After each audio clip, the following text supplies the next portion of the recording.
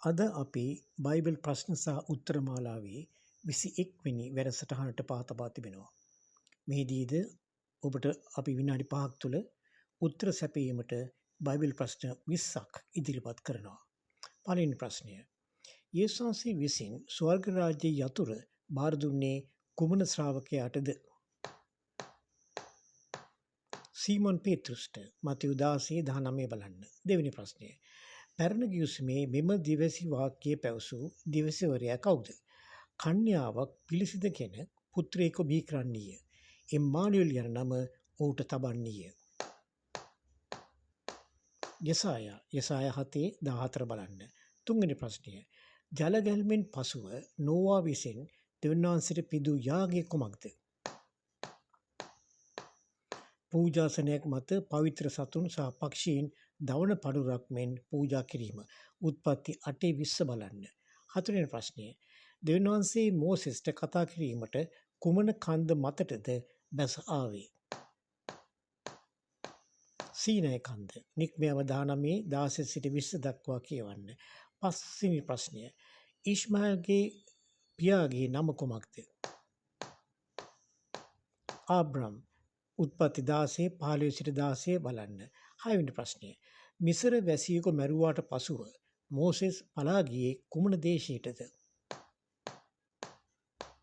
මිදියන් දේශයට. නික්මයව 2:11 සිට 15 දක්වා කියවන්න. හත්වෙනි ප්‍රශ්නය. සලමොන් රජ ගීතිකා කීයක් ලියන ලද්දේද? ගීතිකා 1005ක්. එක රාජාවලිය 4:32 බලන්න.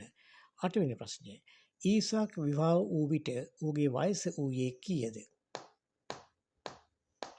40යි. උත්පත්ති 25:20 බලන්න. නවවෙනි ප්‍රශ්නය. සිංහ ගුහාවකට හෙළනු ලැබූ තැනැත්තාගේ නම කුමක්ද? දානියෙල් 6:16 බලන්න. 10වෙනි ප්‍රශ්නය. මෝසෙස්ගේ පියාගේ නම කුමක්ද? අම්රාම්. නික්මයව 6:20 බලන්න. 11වෙනි ප්‍රශ්නය. ආබ්‍රාම්ගේ දෙවෙනි පුත්‍රයාගේ නම කුමක්ද? ඊසාක්. උත්පත්ති 21:1 සිට 3 දක්වා කියවන්න. 12වෙනි ප්‍රශ්නය. යේසුස් වහන්සේගේ කුරුසිය මත තැබූ පුවරුවේ ලියා තිබුණේ කුමක්ද? යුදෙවරුන්ගේ රජු වූ නාසරිත්තේ යේසුස්. යෝහන් 19:19 කියවන්න. 13වෙනි ප්‍රශ්නය. යේසුස් වහන්සේගේ මෘත දේහය භූමිදාන කළේ කාගේ සෝන් ගැබෙහිද? අරමාතීන් පැමිණි යෝසෙෆ්ගේ. මතෙව් 27:57 සිට 60 දක්වා කියවන්න. 14 වෙනි ප්‍රශ්නය. බයිබලයේ සඳහන් වන යේසුස් වහන්සේ විසින් මලවුන්ගෙන් උත්ථානය කරනු ලැබුවේ කී දිනෙකද?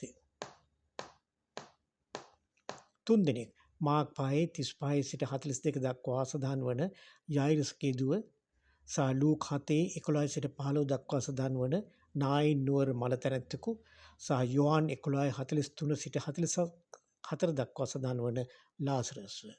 15 වෙනි ප්‍රශ්නය. බිය නොවන්න යන වචනය හෝ ඊට සමාන වචන බයිබලයේ කී වතාවක් සඳහන් වී ඇද්ද? 365 වතාවක්. අවුරුද්දකට ඇත්තේ දින 365ක් බැවින් ඉන් අදහස් වන්නේ දෙවියන් වහන්සේ අපට එය දිනපතා මතක් කර දීමකි. 16 වෙනි ප්‍රශ්නය. මෙම කාන්තාවන් අතරින් බයිබලයේ වැඩිම නම සඳහන් වී ඇති කාන්තාව කවුද? මරියතුමියද? සාරාද? රාකෙල්ද? සාරා. ඇව 59 වතාවකද දෙව්නුව රාකෙල් 47 වතාවකද සඳහන් වී ඇත. 17 වෙනි ප්‍රශ්නය. පවුල්තුමාට අකිලා සහ ප්‍රිස්කිලා හමු වූයේ කොහේද? කොරින්තියේදී. ක්‍රියා 18:1 බලන්න. 18 වෙනි ප්‍රශ්නය. යේසුස් වහන්සේ විසින් සුව කළ ලාදුරු රෝගීන් 10 දෙනාගෙන් කී දිනෙකද හැරියාවේ උන්වහන්සේ ස්තුති කිරීමට? එක්කෙනෙක් පමණයි. ලූක් 17:15-18 දක්වා කියවන්න. 19 වෙනි ප්‍රශ්නය. යේසුස් වහන්සේගේ හිස් සෝන ළඟ සිටි කාන්තාවකට උන්වහන්සේ දර්ශනය වූ විට ඒ කාන්තාව සිතුවා ඒ සිටියේ උයන් ගොව්වා කියාය. ඒ කාන්තාව කවුද?